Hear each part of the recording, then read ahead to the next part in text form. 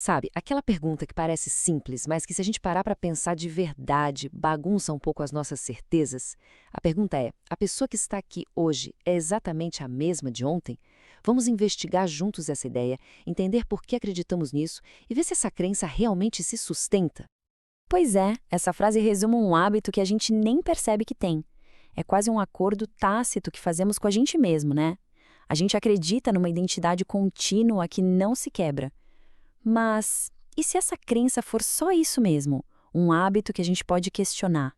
E é exatamente esse questionamento que nos leva para a primeira parte da nossa conversa, o que a gente pode chamar de o mito do mesmo eu. Vamos dar uma olhada em como essa noção de um ser fixo, estável, é na verdade uma grande construção.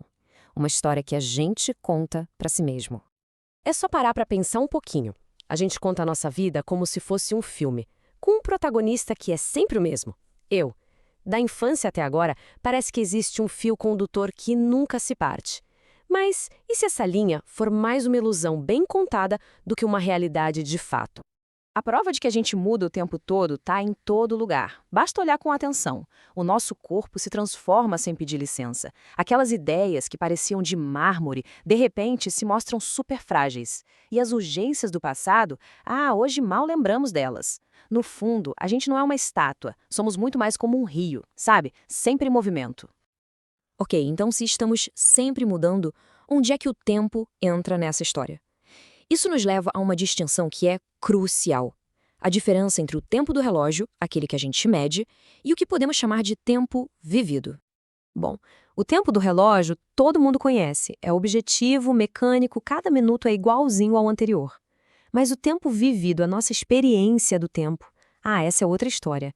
Ele estica quando a gente espera e encolhe quando a gente se distrai. É fluido, pessoal e totalmente subjetivo.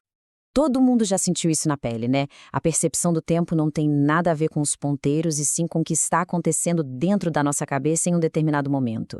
E é nesse tempo subjetivo e não no tempo mecânico que a nossa identidade de verdade se desenrola.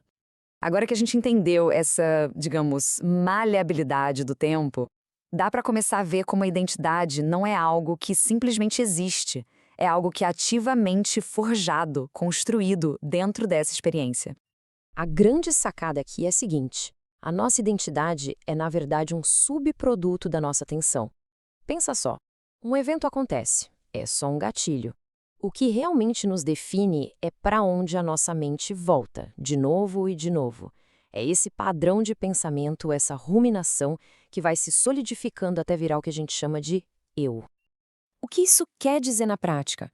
Que duas pessoas podem passar pela mesmíssima experiência, mas o jeito que cada uma segura essa memória, essa sensação na mente cria realidades e identidades completamente diferentes. O poder, então, não está no fato em si, mas no foco que a gente dá a ele. Só que a gente não cria essa identidade sozinhos, num vácuo, né? Somos seres sociais. Isso coloca uma outra camada de complexidade na história toda. Vamos ver agora qual é o custo de manter uma identidade que seja estável e reconhecível para os outros. É que a nossa identidade é, em parte, um projeto coletivo. A gente é um mosaico de vozes que ouviu, de gestos que aprendeu, das expectativas que o mundo colocou na gente. Ser a mesma pessoa nos torna previsíveis para os outros, confiáveis. É uma necessidade social. E aí que entra o custo. Manter essa identidade reconhecível exige um esforço constante de repetição. A gente repete as mesmas reações, conta as mesmas histórias sobre nós, usa as mesmas justificativas para tudo. A gente acaba ficando preso num roteiro. E aí vem a pergunta de US$ 1 milhão, né? O que acontece quando esse roteiro, esse personagem que a gente interpreta todo dia, simplesmente para de fazer sentido? É nesse desconforto que mora a chance de algo novo aparecer.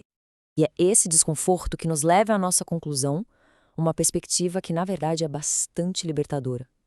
Se a identidade não é algo fixo, então existe uma liberdade que pode ser encontrada justamente nos espaços vazios, nos intervalos entre os momentos da vida. Essa é a grande virada de chave. Pensar na identidade não como um substantivo, mas como um verbo. Não é um destino onde se chega, mas a jornada em si. Só de pensar assim, a gente já se livra da pressão de ter que ser uma coisa só, imutável, perfeitamente coerente o tempo todo. Sabe aqueles momentos raros de quietude? Um olhar demorado pela janela, um silêncio inesperado no meio do dia. É como se a engrenagem da nossa identidade parasse de girar com tanta força. Aquela necessidade de ser alguém se dissolve e a gente consegue vislumbrar uma consciência maior, muito menos definida. Então, talvez a verdadeira liberdade não esteja em tentar controlar quem seremos amanhã, mas em reconhecer esse espacinho precioso entre um momento e o próximo. Um espaço de pura potencialidade, onde a mudança não é só possível, mas é talvez a nossa natureza mais fundamental.